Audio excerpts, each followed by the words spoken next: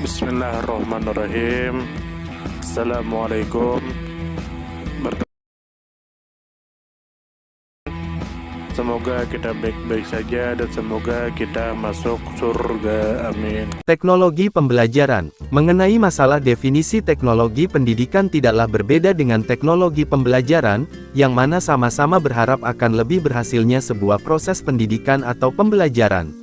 Dalam mendefinisikan teknologi pembelajaran ada beberapa pendapat, di antaranya adalah: yang pertama, teknologi pembelajaran adalah penerapan secara sistematik strategi dan teknik yang diambil dari konsep ilmu perilaku dan ilmu yang bersifat fisik, serta pengetahuan lain untuk keperluan pemecahan masalah pembelajaran. Seperti itulah dijelaskan oleh Hamzah B. Uno, 2009, Perencanaan Pembelajaran Jakarta, Bumi Aksara, halaman 50. Yang kedua, teknologi pembelajaran adalah pengembangan, penerapan dan penilaian sistem-sistem, teknik dan alat bantu untuk memperbaiki dan meningkatkan proses belajar manusia. Yang ketiga, teknologi pembelajaran adalah pemikiran yang sistematis tentang pendidikan, penerapan, metode problem solving dalam pendidikan, yang dapat dilakukan dengan alat-alat komunikasi modern, juga tanpa alat-alat itu. Yang keempat, suatu cara atau suatu metode yang digunakan oleh seorang pendidik dalam mengarahkan peserta didik untuk mencapai tujuan pendidikan, baik menggunakan alat media atau disebut hardware maupun yang lebih penting dari itu yaitu software, sehingga dalam mendidik peserta didik mereka dapat menerima materi yang diberikan oleh pendidik dengan rasa senang bukan terpaksa. Yang kelima, teknologi pembelajaran adalah suatu komunikasi yang sangat pesat yang dimanfaatkan dalam pendidikan. Adapun dalam berkomunikasi yang diutamakan adalah media komunikasi yang berupa alat-alat teknologi atau disebut hardware. Yang keenam, menurut Prof. Dr.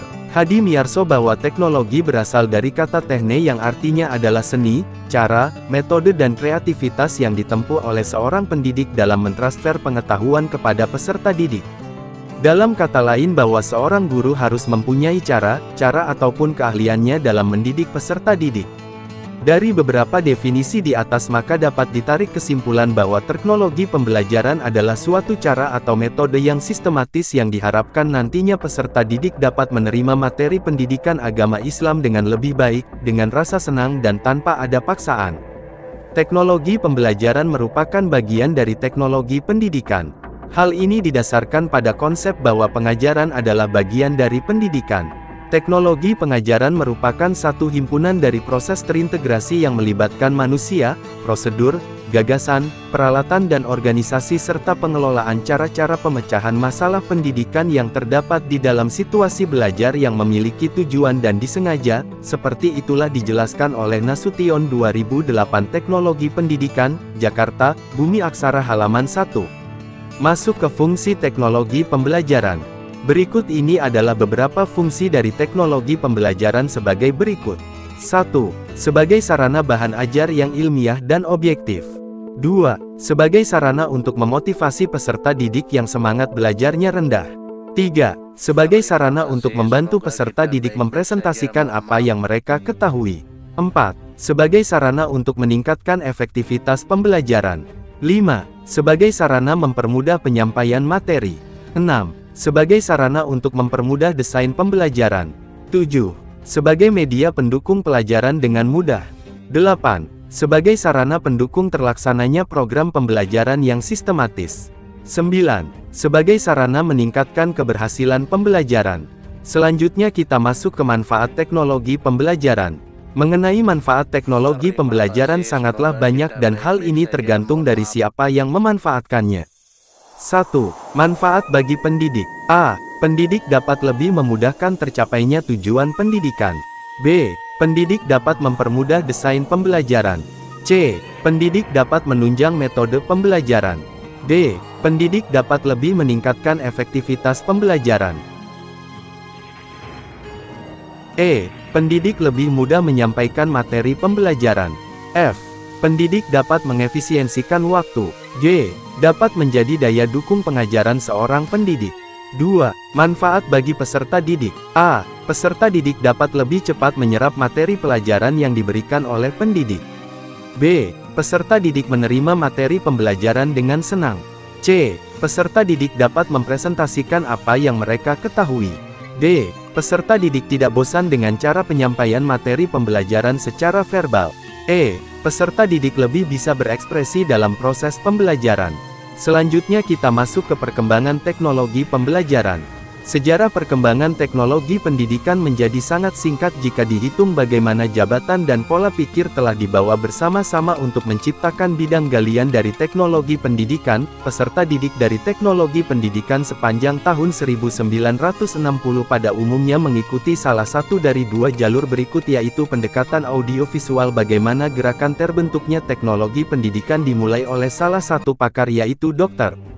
James Finn, yang pada saat itu menjadi Kepala Divisi Pendidikan Audiovisual (DAVI). Salah satu tulisan Finn yang terkenal adalah tentang teknologi dan proses pembelajaran. Argumen utamanya adalah bahwa dalam banyak bidang, masyarakat Amerika Utara telah diubah oleh teknologi dan teknologi itu tak bisa diacuhkan pengaruhnya terhadap pendidikan, cepat atau lambat.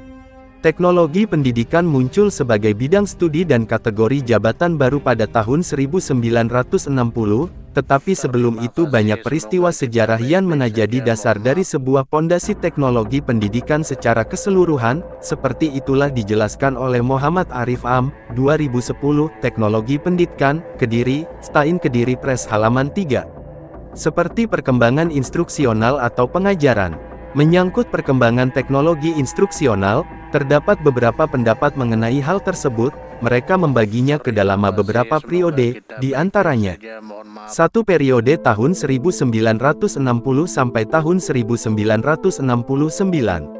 Beberapa kejadian memberikan masukan terhadap pergeseran teoritis secara besar-besaran berkenan dengan teknologi instruksional pada akhir tahun 1950 dan awal 1960-an, terutama peristiwa peluncuran Sputnik pada tahun 1957 yang mencengangkan dunia.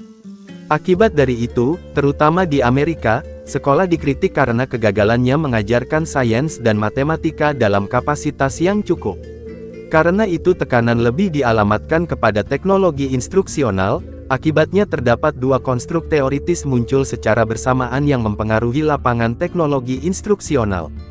Pertama yaitu pengaruh yang kuat dari aliran behaviorisme terhadap semua pendekatan belajar, dan yang kedua adalah pendekatan sistem-sistem yang datang dari teknik mesin dan teknologi.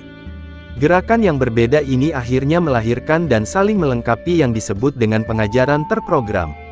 Gerakan kaum behavioris melahirkan pengembangan tujuan behavioral, karena diperlukan perumusan tingkah laju lebih lanjut dalam merancang sebuah proses pembelajaran. Dua periode tahun 1970 sampai tahun 1983. Mendekati akhir tahun 1970, muncul kembali pendekatan kognitif dalam pembelajaran. Banyak ahli psikologi yang mengusulkan hal tersebut, salah satunya Whitrock. Menurutnya pendekatan kognitif berimplikasi bahwa belajar dan pengajaran secara ilmiah akan lebih produktif bila dipelajari sebagai sesuatu yang bersifat internal, yakni suatu proses kognitif berperantara daripada sebagai produk langsung dari lingkungan, orang atau faktor eksternal lainnya. 3 periode 1983 mutakhir. Pada masa ini berlangsung kekacau balauan akibat pertentangan dari landasan teoritik teknologi instruksional. Perbedaan pendapat ini terutama dialamatkan kepada para perintis audiovisual, seperti Salomon, yang menganggap audiovisual itu sebagai agen informasi dan bukan sebagai stimulus yang langsung untuk respon tertentu. Kesimpulan. 1. Definisi teknologi pembelajaran adalah suatu cara atau metode yang sistematis yang diharapkan nantinya peserta didik dapat menerima materi pendidikan dengan lebih baik, dengan rasa senang dan tanpa ada paksaan. 2. Fungsi teknologi pembelajaran adalah sebagai sarana penunjang dalam proses pembelajaran. 3. Manfaat teknologi pembelajaran adalah untuk mempermudah proses pembelajaran. 4. Ada 3 periode di mana teknologi pembelajaran mengalami pasang surut. Mendekati akhir tahun 1970, muncul kembali pendekatan kognitif dalam pembelajaran. Banyak ahli psikologi yang mengusulkan hal tersebut, salah satunya Whitrock. Menurutnya pendekatan kognitif berimplikasi bahwa belajar dan pengajaran secara ilmiah akan lebih produktif bila dipelajari sebagai sesuatu yang bersifat internal. Daftar pustaka, Hamzah B. Uno, 2009 Perencanaan Pembelajaran Jakarta, Bumi Aksara. Nasution 2008 Teknologi Pendidikan Jakarta, Bumi Aksara. Muhammad Arif Am, 2010, Teknologi Pendidikan Kediri, Stain Kediri Press. Terima kasih, semoga http kita baik-baik saja. www.teknologipendidikan.net.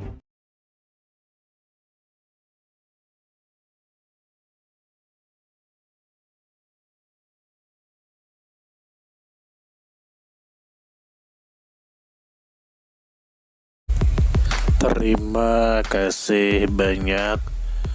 Mohon maaf jika ada salah. Semoga kita masuk surga. Semoga kita semua disehatkan badan, dilancarkan rezeki, dikabulkan segala hajat. Terima kasih banyak. Sampai bertemu di pertemuan selanjutnya. Salam damai. Terima kasih, semoga kita baik-baik saja. Mohon maaf. Terima kasih, semoga kita baik-baik saja. Mohon maaf.